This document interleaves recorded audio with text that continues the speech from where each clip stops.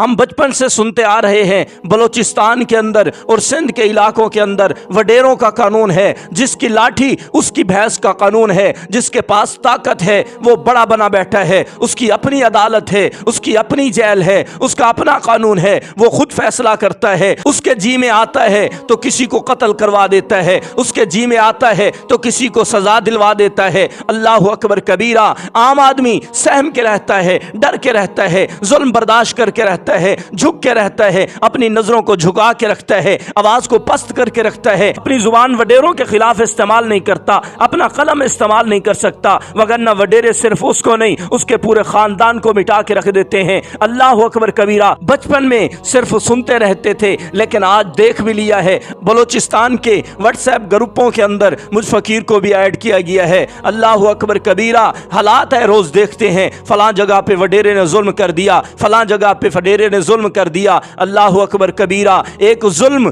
کل سے دیکھا جا رہا ہے جو برداشت نہیں ہو رہا، ایک ماں اور اس کے 2 بیٹوں کو مار دیا گیا ہے، کیوں؟ وہ وڈیروں کے خلاف بولی ہیں۔ اللہ اکبر کبیرہ۔ میں بلوچ قوم سے اور ہر اس بندے سے کہنا چاہتا ہوں جو ظلم کی چکی میں پس رہا ہے، ہر اس علاقے والوں کو اللہ کا قرآن سنانا چاہتا ہوں، رسول اللہ کا فرمان سنانا چاہتا ہوں، جو ظلم کی چکی میں پس رہے ہیں لیکن چپ ہیں، جو ظلم برداشت کر رہے ہیں لیکن اپنی زبان بالکل ساکت کی ہوئی ہے، اپنے حقوق کے لیے باہر نہیں نکلتے، ظلم برداشت کیے جا رہے ہیں، مار برداشت کیے جا رہے ہیں۔ میں ان سے کہنا چاہتا ہوں یہ دنیا ہے اور یہ دنیا اسباب کے نیچے چلتی ہے، آپ اسباب جب تک نہیں اپنائیں گے اللہ کی مدد تب تک نہیں آئے گی۔ میں نے کہا اگر مدد صرف دعا پر آتی تو پیغمبر بدر کے میدان میں نہ جاتے، اگر مدد صرف دعا سے آنی ہوتی تو میرے پیغمبر گھر میں بیٹھ کے دعا کر دیتے، غزوہ تبوک میں جانے کی ضرورت نہیں تھی۔ اگر دعا سے سارے کام ہو جاتے میرے پیغمبر کو خندق کھودنے کی ضرورت نہیں تھی، میرے پیغمبر کو اپنے صحابہ کو شہید کرانے کی ضرورت نہیں تھی۔ حضور بدر میں بھی آئے، پیغمبر احد میں بھی آئے، تبوک میں بھی آئے، احزاب میں بھی آئے۔ اللہ اکبر کبیرہ۔ میرے پیغمبر نے زندگی کے اندر 100 جنگیں لڑی ہیں، کیا تیری دعا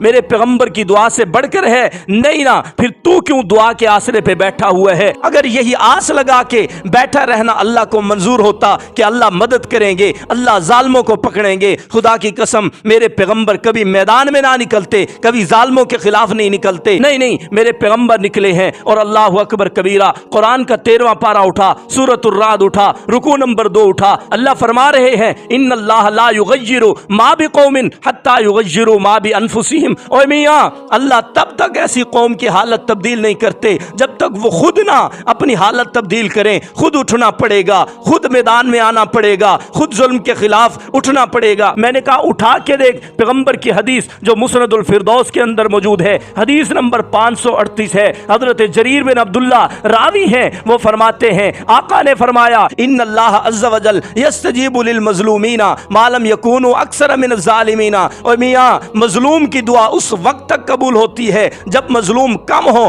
ظالم زیادہ ہو، لیکن پیغمبر نے فرمایا فَإِذَا كَانُوا أَكْثَرَ مِنَ الظَّالِمِينَ لَا يَسْتَجِيبُ لَهُمْ۔ جب ظالم کم ہو، مظلوم زیادہ ہو، پھر یہ دعا کرتے رہیں، رب کے سامنے روتے رہیں، اللہ کے سامنے گڑ گڑاتے رہیں، آنسو بہاتے رہیں، سجدے کرتے رہیں، رکوع کرتے رہیں، نماز پڑھتے رہیں، رب کے سامنے دعائیں کرتے رہیں، اپنے بچوں کو ساتھ بٹھا کے، اپنی بیویوں کو ساتھ بٹھا کے، اپنے بھائیوں کو ساتھ بٹھا کے، لاشیں سامنے رکھ کے رب کو کہتے رہیں ربا ان ظالموں پر اپنا قہر نازل فرما، ربا میری مدد فرما۔ میرے پیغمبر فرما رہے ہیں لا یستجیب لہم، اللہ ایسوں کی دعا قبول نہیں کرتے، اللہ ایسے مظلوموں کی دعا قبول نہیں کرتے، بلکہ اللہ کا ارشاد ہوتا ہے میاں اذن للذین یقاتلون بانہم ظلموا، تم پر اگر وہ ظلم کر رہے ہیں میں نے تمہیں بھی تو طاقت دی ہے، تم لڑ سکتے ہو، بھڑ سکتے ہو، ان کا مقابلہ کر سکتے ہو، تو پھر کیوں پیچھے بیٹھے ہو؟ وَإِنَّ اللَّهَ لَا نَصْرِهِمْ لَقَدِيرٌ، اور اللہ تمہاری مدد کریں گے۔